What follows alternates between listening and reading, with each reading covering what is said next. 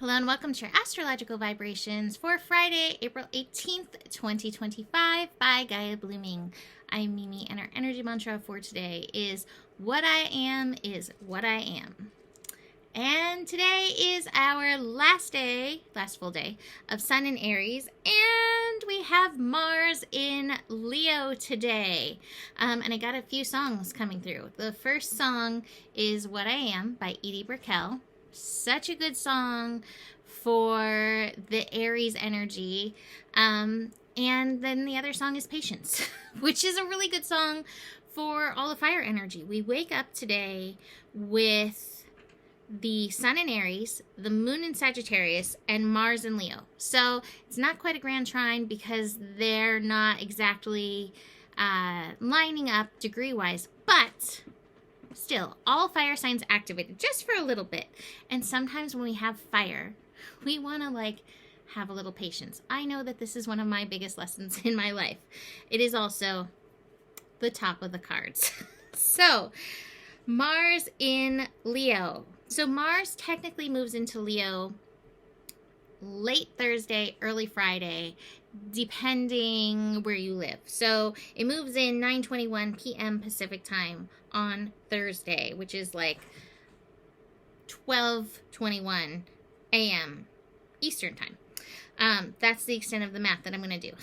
But even though this is so exciting, we have not had Mars in Leo since December. We have had Mars in Cancer since December, and it's been very watery and not really jumping and jiving, right?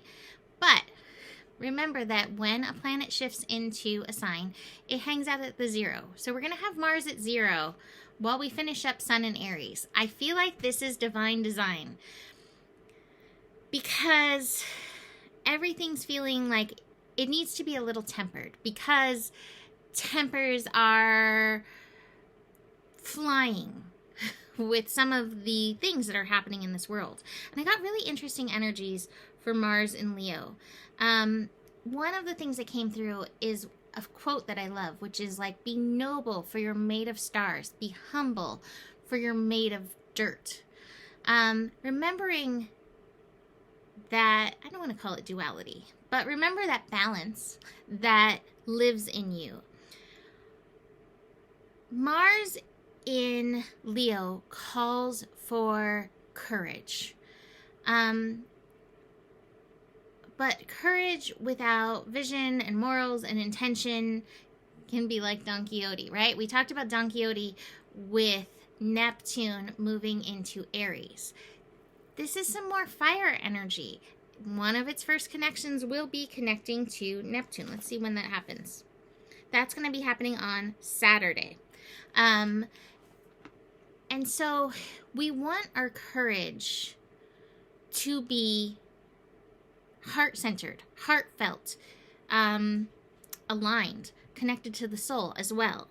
And so we have to be very aware with Mars in Leo that we can find ourselves acting. Mars is the planet of action. It can be very reactive. It's passionate. It can be frustrated and fly off the handle very easily, very dramatically.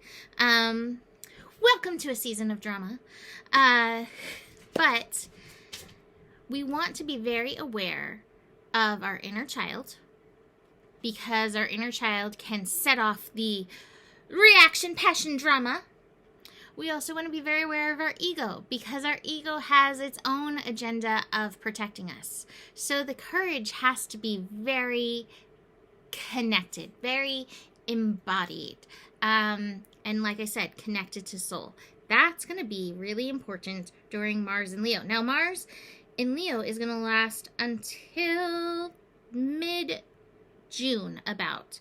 So we've got a little bit of time to play with, I guess 2 months, to play with and dance with this energy and find out what that means.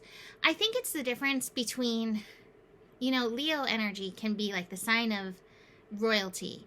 And what's popping into my head is there's Mufasa, and then there's Scar, and then there's Simba trying to figure out who he is in all of it. And I feel like we're all kind of Simba in this world right now, right? Like, yeah, we're all kind of Simba, figuring out who we are, how to be brave, how to remember who we are and step up into this energy.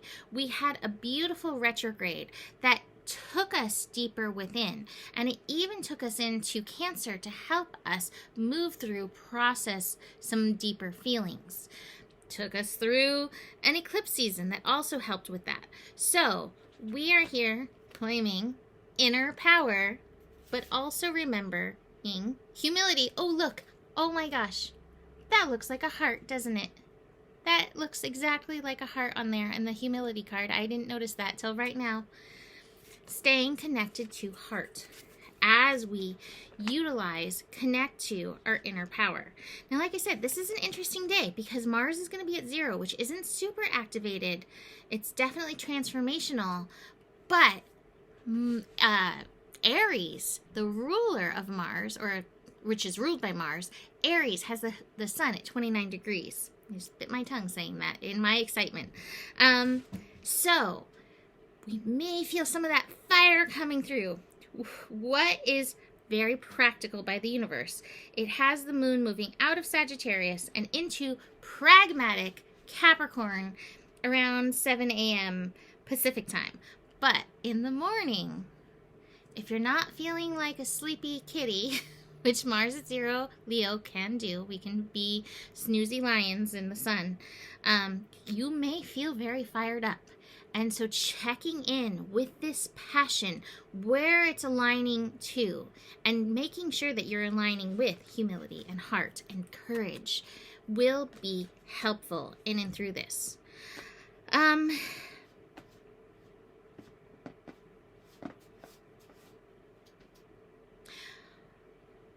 This too about Mars and Leo. Sometimes Mars and Leo will also just do it for the drama of it all.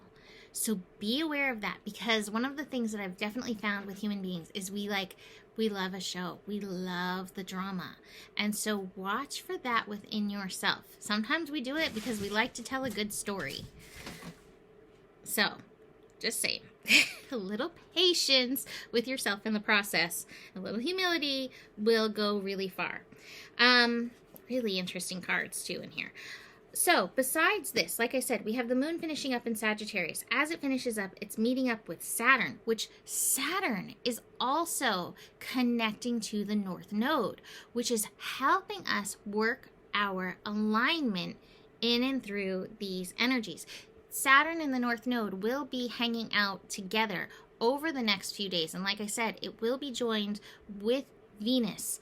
Staying heart connected, staying connected to soul, staying connected to our guidance system, our higher self will help.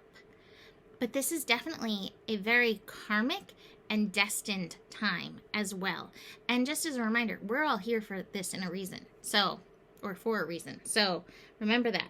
So Moon in Sagittarius is squaring those energies. First part of the day.